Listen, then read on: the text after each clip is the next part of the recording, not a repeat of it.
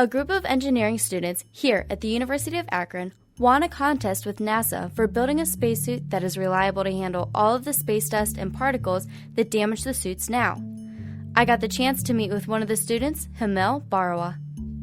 The proposal was we have to make some proposal for testing the abrasion method for spacesuit. The thing is, all the current testing methods are for single layer fabric, but a spacesuit, for their convenience, it has a multiple layer, because all the spacesuits they have to undergo like lots of different things which are not present in the Earth atmosphere.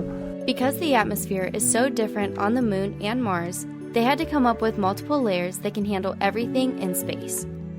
The extraterrestrial environment has the Moon, the Mars, and the low Earth orbit. Their atmosphere is completely different from Earth, right?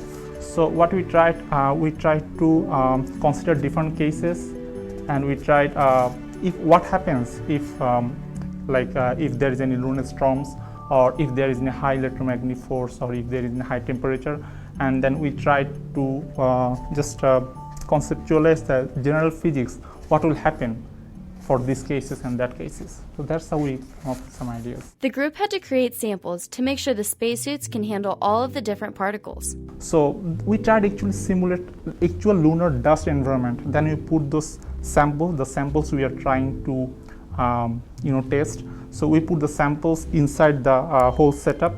That means under the roller, and the roller we put some kind of rotation there.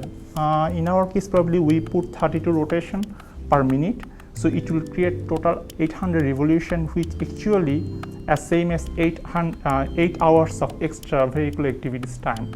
In order to build the actual spacesuit, our students are going to work with NASA. The professors are currently talking to NASA about funding and when they will start the project. NASA is going to give some funding on this project, but NASA is a government organization, so they have to go lots of bureaucratic process. So what I understand that on upcoming fall, probably we are going to get some funding, and then we'll start work on this project. It has always been a dream of his since he was a kid to work with NASA. And now Himel and his peers have a great opportunity to work with them. From my childhood, I was always, it's kind of like a dream comes true. But anyway, we have to go lots of further, because it's just a proposal, so we have to build the actual prototype.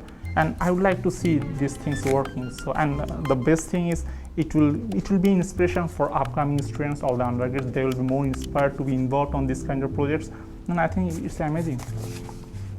This has been Heather Daniels for Lights, Camera, Akron.